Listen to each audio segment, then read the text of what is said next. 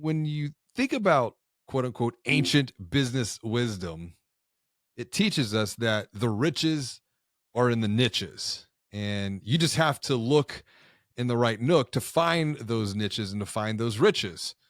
With that thinking in mind, why should financial brands be thinking about focusing on niche growth opportunities right now? Yeah, I think the biggest reason for that is really around the fact that we've kind of become this blob that has morphed together, if you Yeah. will. And what I mean by that is like all financial institutions out there are very much offering the same exact products and services to the same groups of people, and that is a very difficult place to be. It's very hard to set yourselves apart. So I've used this example with a lot of credit unions and banks that I've talked to recently, which is around like this is about a month ago, everybody had a 5 month, 5% 12-month CD is what I'm trying to say.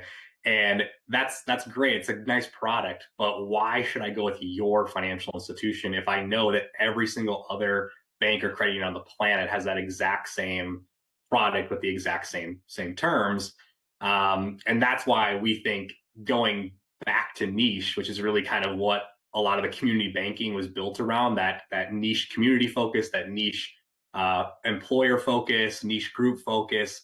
That's what truly set people apart. And it didn't matter that you had the same exact product. It mattered that you had a unique experience built around that core group of people.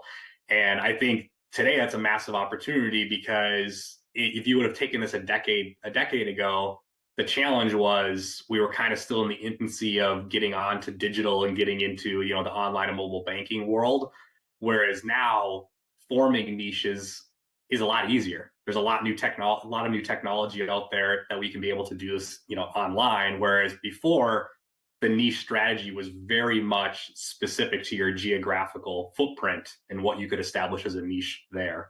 Absolutely. And it's interesting when you bring the technology piece into this and you go back, say, just a decade ago, go back even 100 years, to the founding of a lot of community financial brands. It's almost like what is old is new again. There's nothing new under the sun. Another ancient wisdom axiom. When you think about this idea of niche or niche, what's a big misconception that financial brand leaders perhaps they have right now when it comes to thinking about selecting, focusing on a niche that you would disagree with? And if you disagree with this, what's another perspective that might help them just see things from a different point of view? Yeah, I think one of the biggest misconceptions with the strategy right now, and this was something I've actually kind of racked my brain around, before we ultimately started the new company and kind of went down the path that we went down, which is that if you become niche, you have to go full on Mm, head first, dive into the deep end around that group. And that's absolutely true in terms of your commitment to that group, but it doesn't mean that you need to shift your entire financial institution and everything you're absolutely doing right now to cater to that niche. You can instead treat it as like an offshoot or a subsidiary brand within the master brand. And I think that's one of the things that we've been trying to communicate as we get out there to the industry is that what you have that is extremely valuable is you already have that brand. There's credit unions, community banks out there that have trusted institutions where people have said, I know you and I trust you and I have done so for 50 plus years. That doesn't exist, with a lot of the new entrants that come into this market.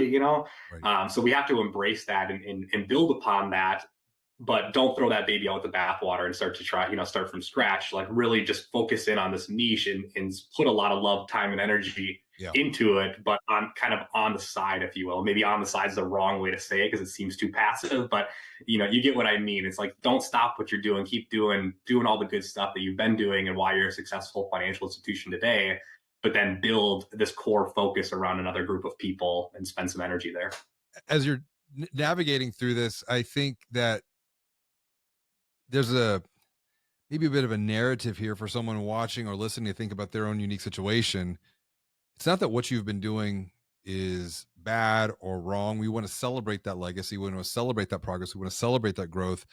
Niche provides an opportunity to take what you've been doing it and doing it even that much better through a specific focus, through a specific lens, while keeping on with what has helped to, build your success up to this point. Is that a fair assessment here?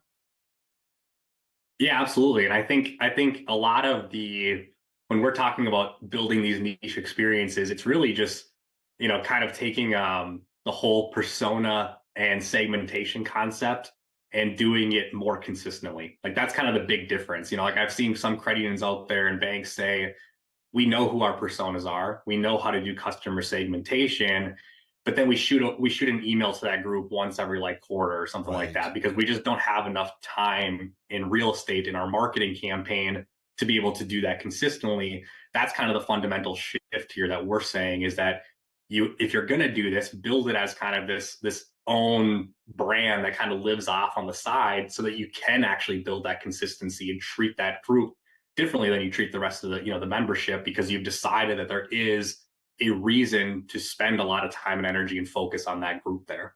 Right. When you're talking about capability and capacity gaps,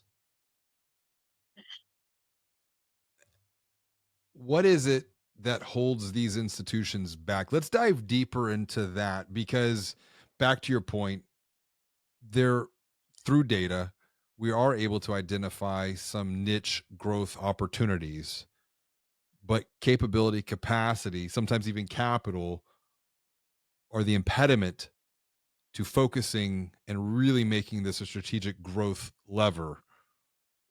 Why should that not be the case anymore? Because I think that alone, if you can say, you know what, if we take these limiting constraints out, ceteris paribus, all things else being equal, we have an opportunity.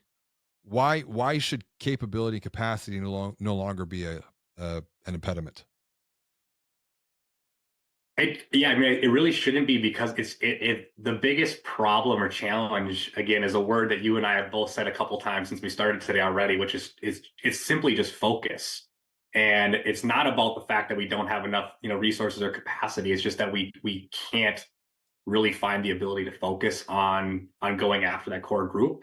And the reason for it is kind of what goes back to what I was saying earlier, which is that credit unions and banks have grown bigger and bigger, from that original niche roots that they've had, where they say, we just cared about the teachers in this community. Now we care about all the demographics under Mm, the sun. We have tons of different products and services, credit cards, checking accounts, mortgages, auto loans, all of those different things. So when I was talking earlier about like real estate is slim, I mean marketing real estate where it's like I know that Gen Z is important, just as the baby boomer group is important, and everywhere in between those groups is very important. And I know the person that runs auto lending wants us to promote auto lending, and the person that runs mortgage wants to do mortgage, and the credit card and the foundation, and everything there is a tug and war battle in marketing where it's like, how do you possibly even remotely come close to building focus on any of those things if you're trying to satisfy all the different groups and all of the different you know business units that you have within the financial institution. So that's why I like to keep coming back to the one word answer of it's really more about focus than it is about anything. But that focus is a challenge in itself to build a discipline internally because again mm, that tug of war battle is not going to go away just because you said I think we should focus on this core group of people. yes, I'm glad you brought that word back, focus. But then you also mentioned something else, discipline. I recently posted something on LinkedIn myself about this idea of discipline, focus and discipline, and maybe even taking this into another perspective. Coming and tying this back to the problem that you mentioned before of the commoditization of financial services. I wrote about this in Making on Digital Growth. You've got all of these different institutions all saying the same exact thing to all the same people. And the challenge there, when it comes to attention, it's eyeballs, particularly of prospective account holders. And I think we live in a world where ADD is real, regardless of this, if this is a diagnosable condition or if it is an environmental condition. Attention is the most important asset for any organization, for any individual. Our attention is our property, if you will. But if you think about this idea of ADD, what if we were able to like reframe this to where attention plus discipline equals destiny? What I mean by that is when we focus our attention and our intention on creating value for a niche group, we're then disciplined to see that through, to establish and expand those relationships. Then the destiny is, and the result is going to be growth. I think the hard thing is, first and foremost, where do I focus? Because you've also framed this up around niche or niche experiences. What do you mean by that? And how do we prioritize focus here? Yeah, I think that destination of destiny that you just mentioned is actually a different, I'll use a different word for it, which is community. And the whole aspect of trying to create this ecosystem where people want to come and engage, because to your point, there's this discipline element or this attention element where we just don't have it. Nobody has the attention that they possibly could give to a financial institution that would give them the actual attention that they want.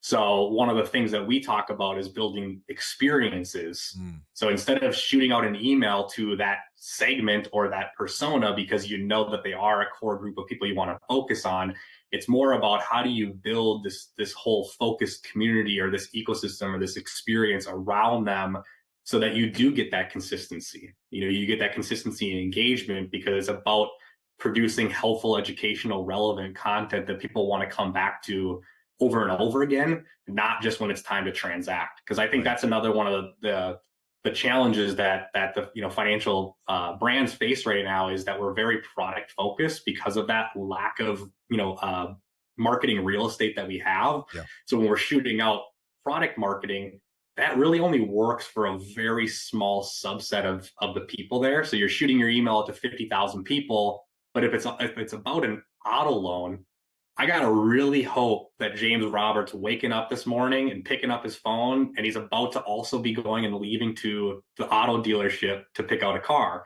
Because we're really trying to hit people at the right time in the right Mm, place, and that's very very challenging.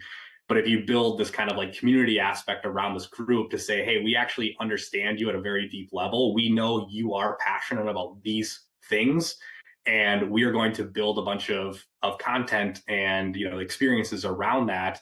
That's where you start to get some of that consistency of that of that attention. And I think that's why I would make the argument towards niche, is because you can only do that by really getting super focused, because in order to be relevant you kind of have to be niche, because not everybody cares about the same things. So the right. more granular you can get, the more focused you can be and the more engagement you're going to get as a result of that.